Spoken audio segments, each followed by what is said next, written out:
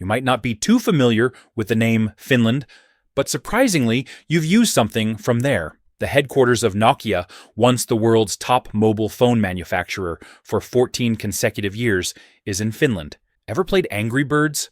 That's from a Finnish game company. And do you remember the hugely popular game Clash of Clans from a few years back? That's also Finnish. There's also a skincare brand called Lumine, which you might have used. It's renowned for its excellent creams. Despite being a relatively obscure country, Finland is actually one of the wealthiest in Europe, with a per capita GDP of over $50,000, far above the EU average.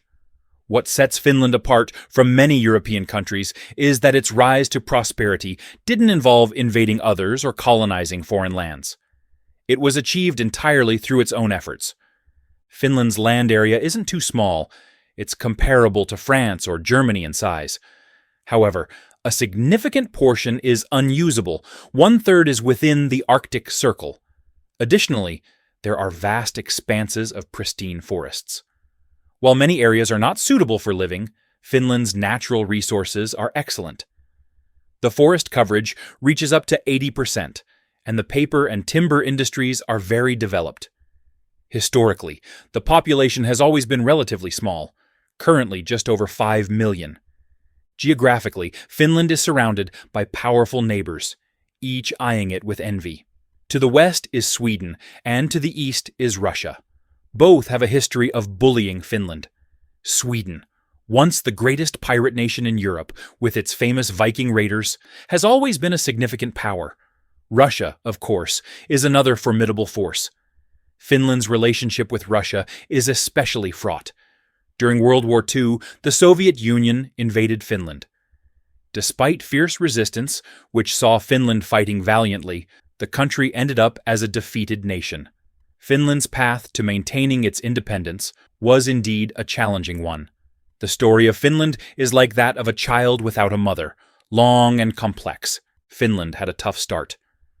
While other regions had already established their nations, built armies, and started believing in God, Finland was still figuring out if it should form a country. By the time Finland got around to establishing itself as a nation, its neighbors were already strong and well organized. The Vikings to the west were stronger and defeated the Slavs to the east, causing chaos in Finland for about 500 years. Then, in 1809, Sweden and Russia went to war again. This time, the Slavs emerged victorious, and Finland was transferred to Russian control. However, this transition was somewhat advantageous for Finland, as it gained some degree of autonomy and was designated as the Grand Duchy of Finland. This arrangement worked because Russia didn't see much value in Finland, and, combined with Finland's persistent push for independence, a compromise was reached. Back then, the Finns couldn't stand up to the might of Russia and had to accept being part of the Russian Empire. However, they never gave up on their dream of independence.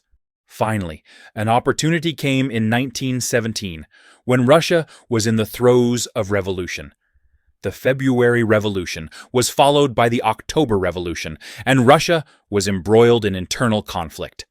Amidst this chaos, Finland seized the moment and declared its independence. By 1919, the Republic of Finland was officially established. However, their peaceful days were short-lived as World War II broke out. As we mentioned earlier, the Soviet Union and Germany signed a pact, the Molotov-Ribbentrop Pact, agreeing not to attack each other and dividing Eastern Europe into spheres of influence. The Soviet Union first took over the Baltic states, and then turned its attention to Finland. They argued that Finland's strategic location was vital, because in the event of an attack by France or Britain, they would pass through Finnish territory. The Soviets demanded the right to station troops in Finland, a demand the Finnish people firmly rejected. This rejection was seen as a slap in the face by the Soviets, prompting them to attack Finland. Finland resisted fiercely, using the Soviet Union's overconfidence against them. In the winter of 1939, the Soviet Union launched an offensive with 450,000 troops, tanks, airplanes, and artillery. Yet, within 6 months, Finland managed to destroy many Soviet divisions. How did this happen despite the disparity in strength?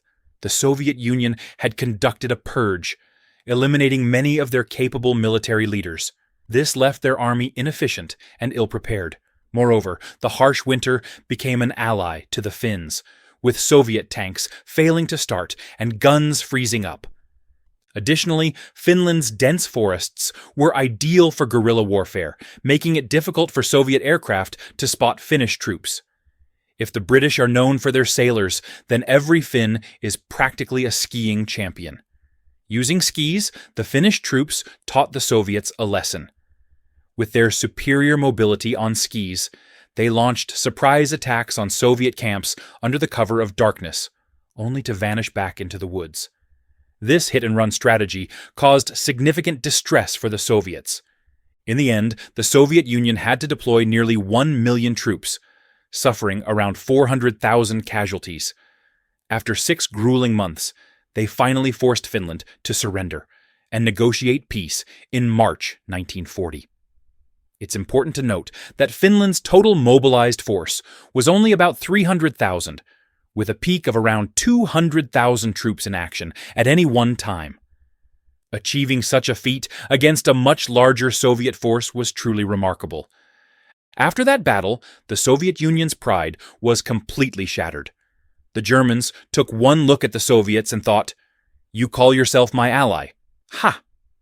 So this gave the Germans the courage to attack the Soviet Union. This is why I say the Finns were the spark for the German-Soviet War. After the Winter War, the enmity between the Soviets and Finns deepened. Although Finland was forced into an unfavorable position by the Soviets, they were far from happy about it. By 1941, when Germany launched its attack on the Soviet Union, the Finns saw an opportunity for revenge and eagerly joined the fight. However, we know how that ended, with Germany's defeat. As an ally of Germany, Finland also found itself on the losing side of the war. You might wonder if it's fair. The Soviets bullied Finland, and in return, Finland had to pay $300 million in reparations. However, fate can be fair in its own way. While Finland's early years were tough, the later ones brought prosperity. This reparation payment, although seemingly a curse, turned out to be a blessing in disguise. It accelerated the rise of Finnish industry. How? According to the agreement, Finland could use goods to pay off the $300 million in reparations. You could use wood, ship industrial products, or machinery to settle the debt. However, the Soviets had a cunning plan. They figured that Finland, lacking in industrial capacity, wouldn't be able to produce these goods. Wood could only cover a third of the debt. The rest would need to be paid in foreign exchange. To get more foreign currency, Finland would have to sell a lot of wood. The more wood Finland sold, the more the Soviets could drive down the prices, squeezing Finland's finances even more. The Soviets' strategy was both shrewd and ruthless. The Soviets miscalculated again. They didn't expect the Finns to play hardball. When the Soviets demanded payment in industrial products, the Finns cleverly responded, "We don't have the money, but if you need machinery or ships, we can build them. However, you'll have to wait until we finish, or provide us with the necessary technology to speed things up." The Soviets were taken aback. They hadn't anticipated this move. Faced with the start of the Cold War and needing to maintain good relations with their allies, the Soviets had no choice but to adhere to the agreement and provide various technologies to Finland. Despite being part of the Soviet sphere, Finland did not adopt the Soviet social system. Instead, it maintained a capitalist system with its own parliament and democratic institutions, resembling Western models. The Americans observed the situation and thought, "Wow, this little ally is impressive. Even though they're in the Soviet camp, they're fundamentally on our side. We understand their situation. Maybe we can bring them over to our side." During this time, Finland found itself in a surprisingly advantageous position. They enjoyed the benefits from the Soviets, while also receiving support from the Americans. When they needed technology, they could access expertise from both sides. They requested resources from the Soviets, and when it came to selling their products, the Americans helped out. Finland had never experienced such favorable treatment before. During this time, Finland seized the opportunity to learn from both superpowers. One side was eager to teach, and the other was keen to learn. As a result, Finland's industrial development surged dramatically, with an annual growth rate of up to 20%. Finnish icebreakers were sold worldwide, and the country rapidly rose on the global stage. Despite facing economic ups and downs and various crises, Finland managed to overcome each challenge. They strategically invested in high-tech industries, skincare products, and the internet, leading to the emergence of many major brands. For example, Nokia, which once dominated the mobile phone market for over a decade, still holds numerous patents that will benefit them for years to come. Finnish products are renowned for their practicality, durability, and affordability. This national style of skincare has become popular worldwide. Coupled with their natural resources, Finland's landscape has thrived, and the country is considered one of the happiest in the world. In Finland, there is a strong culture of privacy and respect. It's a paradise for those seeking solitude. Whether you're fishing or just enjoying the outdoors, you'll find that Finns are respectful and unobtrusive. Interestingly, Finns themselves don't necessarily feel particularly happy.